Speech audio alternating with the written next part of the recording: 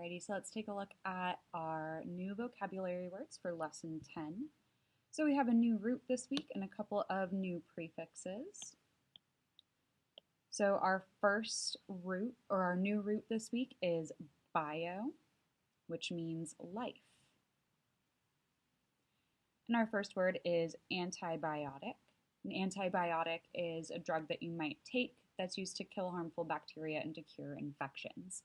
So if you have an infection like strep throat or something like that, you'll take an antibiotic. Our next word is biodegradable. Biodegradable means that something is capable of being slowly destroyed or broken down into small parts by a natural process. Right? So some things are biodegradable, like your orange peels are biodegradable. They break down in the environment. Things like plastic are not biodegradable. They do not break down in the environment, or they take a very, very long time to do so. And our next word is biography. Biography is the story of a real person's life that is written by another person. So yesterday during writing, we looked at a biography of LeBron James. So that is a story about his life written by someone else. Our next word is biohazard. So a biohazard is a biological, so a natural or chemical substance or situation that's dangerous to human beings and to the environment.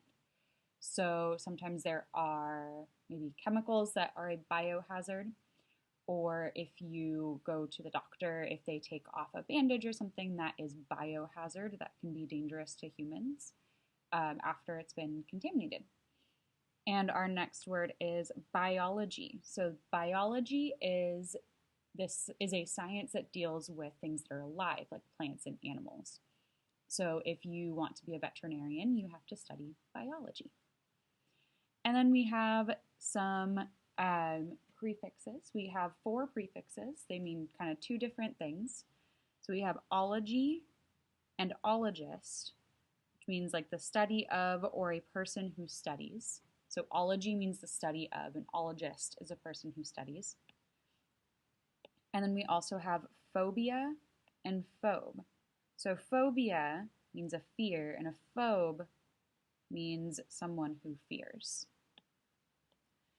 So our first word is psychology. So psychology is the science or the study of the mind and behavior. It's also the way that a person or a group thinks. So if someone is a school counselor, they are well versed in psychology. We also have a psychologist. So a psychologist is a scientist who specializes in psychology, in the study and treatment of the mind or behavior. So if someone has a mental illness like depression or anxiety, they might see a psychologist. Our next word is claustrophobia, or is claustrophobia. So claustrophobia is a fear of being in a closed-in or small space, and it's an unhappy or uncomfortable feeling caused by being in a situation that limits or restricts you.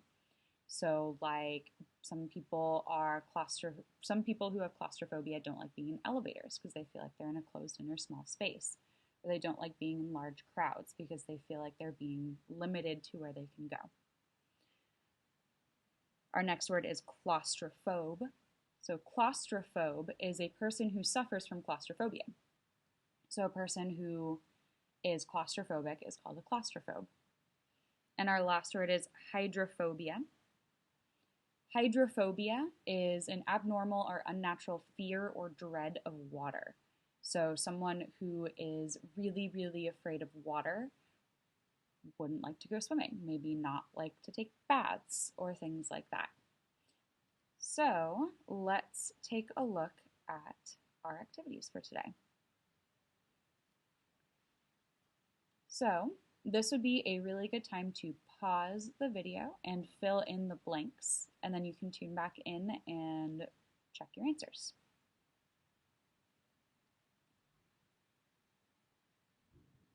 Number 1, the astronomy's biography truly inspired me to work harder in school. Number 2, Mariah's severe, and I have to write this word underneath it because I don't have enough room, claustrophobia overcame her as she entered a small sleeping quarters. Number 3, Joseph had never met anyone with hydrophobia,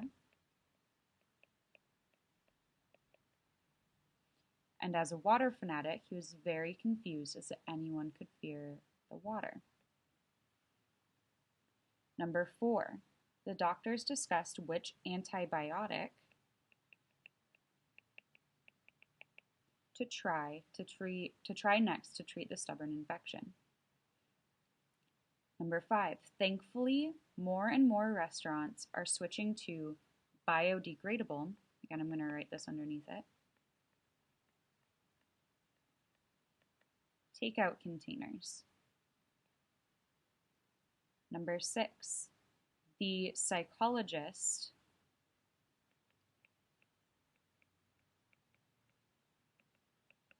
was livid that his newest patient refused to call him Dr. Malone. Number 7, the blood-soaked t-shirt was quickly bagged and labeled as a biohazard. Number 8, Krista didn't realize she was a claustrophobe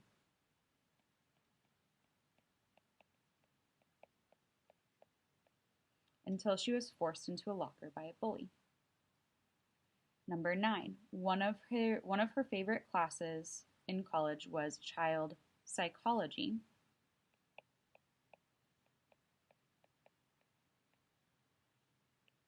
She loved learning about the minds of kids. And number 10, his biology teacher accused him of cheating on the plant life test. So go ahead and check your answers. Make sure you have all of those. And then we're going to move down to the true or false. So again, this would be a really great time to pause the video, go through and select true or false, and then pop back on to check your answers. Number 11, the doctor ordered an antibiotic drink to go with his steak. That is not used correctly, so that is false. We don't have antibiotic drinks really. And if we did, they wouldn't be going with the steak. Number 12, the new green items in the restaurant are all biodegradable. That is true. That would be used correctly. Sometimes when we refer to things as green, we refer to them as being earth conscious or earth friendly and biodegradable. Number 13, his biography covered some very personal things about his childhood. That is being used correctly. Someone's biography might cover their childhood. Number 14, there was a large furry biohazard on the road, and it seemed to have died hours ago due to natural causes.